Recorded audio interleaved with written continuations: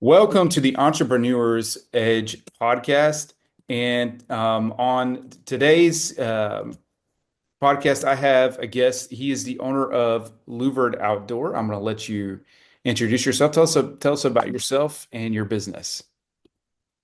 Hi, my name is Joel Stickler. I've been in business now for just about 23 years. Louvered Outdoor is one of my companies, but it has only been in business for about four and a half years.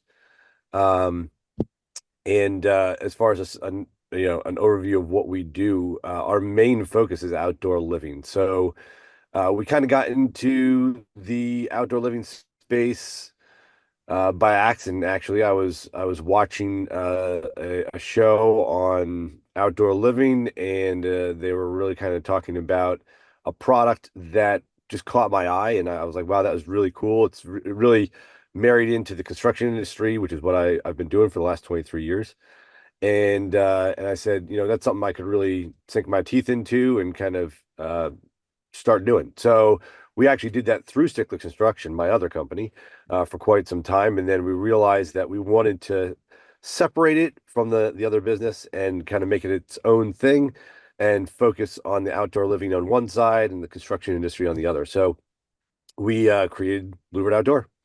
And Louvered Outdoor, like I said, has been around for about four and a half years now. And our main focus is these high-end luxury pergola systems. And we try to really provide an outdoor solution for every one of our customers with these units. So there's quite a lot of versatility in it. There's tons of players in the market now. When I first started, there weren't that many. So, but now there's quite a few other players in the market. So, a lot of different innovations and competition and all that good stuff. So, All right, awesome, awesome. What is kind of the biggest problem facing your industry, and how are you solving that for yourself and your clients? so I think the biggest problem facing our industry in the Louvered Outdoor space right now, anyway, is separating the good from the bad. I think that's also an issue with all the industries, right? I've been in the construction industry, like I said, for 23 years, and you have your really good contractors that treat their clients well, and you have really, really bad contractors that treat their clients really poorly. Um, and I mean, our goal has always been to elevate the client's experience in any capacity we can with outdoor living.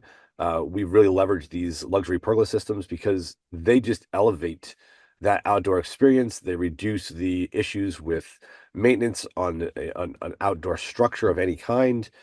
They have versatility, so you can, unlike a traditional roof structure or maybe a pergola, traditional pergola, wood built, it gives you the ability to open and close a roof if you want to electronically. You don't always have to have that capacity. You can always do like a solid roof, but it just gives you more options when it comes to a roof system for an outdoor structure or an outdoor space. So we've really liked focusing on that and trying to solve both the maintenance issue for customers, the obviously the shade issue. Coupled with various different components, we can solve privacy issues, and I call these things the Swiss Army knife of outdoor living because you can really do a lot of things with them, and they still look luxurious, and they still look very high end. And so, it solves a lot of problems that are currently in the industry. Okay, and so who's your main competition then? Are there other companies doing this, or would it just be other outdoor living spaces companies? No, I mean, there's all kinds of people doing this, and there's all kinds of people up and coming. So, not only do I sell the pergolas, I also sell outdoor screen systems for the pergolas. Some of the outdoor screen companies are starting to build their own pergolas. You've got quite a few players. You've got guys out in Belgium, you've got guys in America, you've got Chinese companies, you've got smaller do-it-yourselfer companies like a Hanso type product, which I don't ever recommend. But you could, you could do all these types of things. And that, I mean, pretty soon, because it's such an up and coming industry, I'd imagine you'll even be able to find this kind of stuff on Amazon. So, uh, biggest difference um, between what you'd probably find out on Amazon or what you'd find at Lowe's or what you'd find at Hanso or those types of things and us is those systems are a do-it-yourself system. It's a non-luxury item.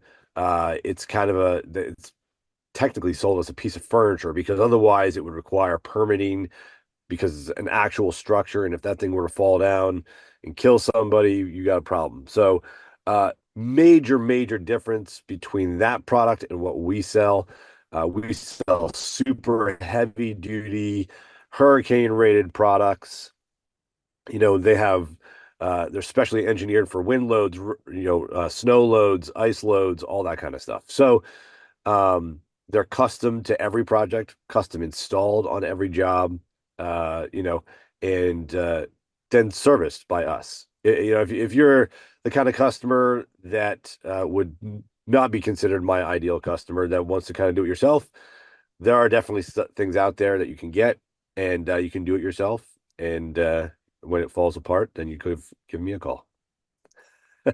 Awesome. So following up on that, we know that they're not the do-it-yourself customers are not your clients. Who's your ideal client? Who tends to like these kinds of pergolas? So I've found over the years that my ideal client is somebody that loves luxury. That does not necessarily mean that you have to have a luxury bank account to accommodate for it. We've had quite a few customers that are business owners or they are, just middle of the road. They've got a decent income, but it's not like spectacular. You're not talking about the Alex Hormozis and the Grant Cardones or people of that nature, or Trump or whoever. You're talking about just regular blue collar worker type of people or small business owners.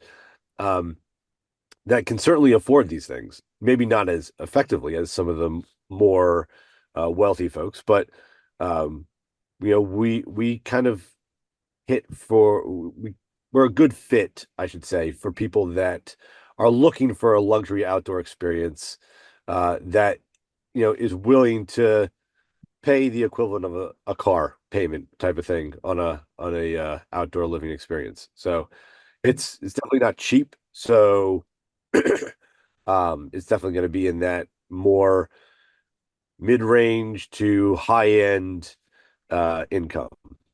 Okay. All right. Awesome. Awesome. Thanks for sharing that. Where do you see this industry going in the next 5 to 10 years, and how are you going to stay on top of that?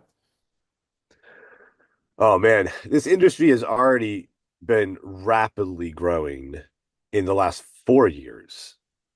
So, when I first started, there was probably, I want to say, I could probably count the amount of people on one hand that had the capacity to produce these things and install these things in America. Now, these have been around in the European countries for quite some time, and I know that simply because one of the main vendors that we work with right now is from France originally, and they've said that these things have been around forever in Europe, but it's only fairly new to the US market.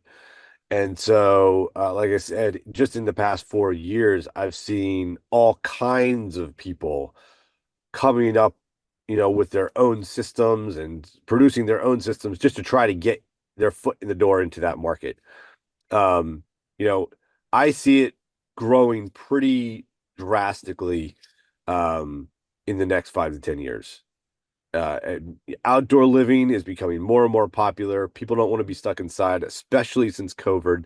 COVID kind of forced people indoors. Uh, they realized how much that sucks, and they really just wanted to get outside of their home and into a place that they're gonna, that's just like their Zen spot. And you can use these things to make your Zen spot. That's for sure. Awesome. Another question for you that I'm interested in. This is a pretty specific item. Probably a lot of people don't even know about it. How are you going about and getting your clients for these pergolas? So, I mean, we use traditional marketing tactics. We use Facebook, we use Instagram, we leverage Google to try to get the word out. Some of the other things that we're attempting to do that might be considered a little bit outlandish from a marketing standpoint is we're trying to, well, not trying to, we're in the process of developing components that would marry with our pergola really well, which would be considered like swag type products.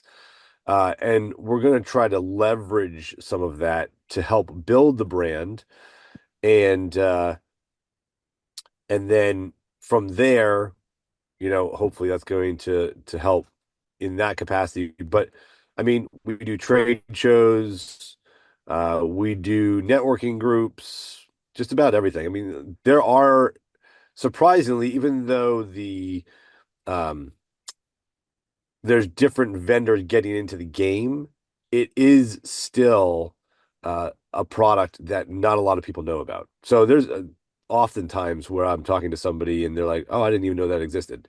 So, it's not like an iPhone that everybody knows exists. So there is the challenges certainly in educating the public, and then educating them what the difference is between the stuff that they see online, just in general browsing that might be a do-it-yourselfer product, and the stuff that we actually install, is another challenge that we're always facing. So yeah, I mean, that's kind of we're always trying to think of new ways to educate the public, let them know it exists, and obviously a podcast like this is one of them. Awesome. Awesome. Thanks for sharing. It's interesting. There's Yep.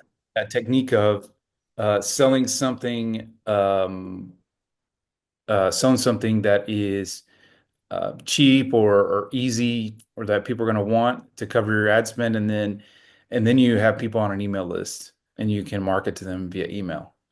Yeah, Yep. that's a smart strategy. Um, Yeah. I mean, yeah, the idea was that the stuff that we were going to try to leverage is stuff that still screams luxury, but it also is something that everyday people are going to buy all the time. And it's not something that's not in their wheelhouse as far as their knowledge that it exists. So if we can leverage already pre-existing items and we can brand it under our branding, then hopefully that can help build the brand. And then people are like, who is this Louvered company? You know? So awesome, awesome. All right, we're gonna switch gears just a little bit. It's a short podcast, so I've just got one final question for you. This is just a question for fun. What is the oldest technology you remember using? the oldest technology that I remember being engaged with, I should say, I don't know if I was ever allowed to use it.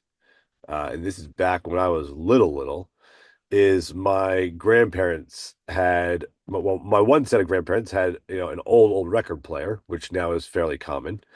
But my other grandmother, she had an 8-track tape in her car. So that was like putting a VHS in your dashboard to to play. So that was pretty crazy stuff. But that's probably the oldest tech that I can recall growing up. And the oldest tech that you've used in construction? The oldest tech that I've used in construction. Well, I mean, if you're talking electric tech, it's probably the skill saw. But I mean, really technology is any kind of any component that helps facilitate an easier use of uh well, an easier way of working. So like a hand planer is technically technology. Yeah. So I've used hand planers, the old hand planers, the big block planes made out of wood. I've used those. So that's probably the oldest tech I've used in the past. Awesome. Awesome. Thanks for sharing that. All right. So, Joel, we're gonna stop here. But everyone, you can catch the Entrepreneur's Edge podcast on Tuesdays and Thursdays from 11 something, starting from 11 something. We're going to put a link to Joel's stuff. So to his LinkedIn profile, his website. So you can take a look at the pergolas to see what they look like because honestly, it's very interesting. And if you you can also catch the podcast on YouTube.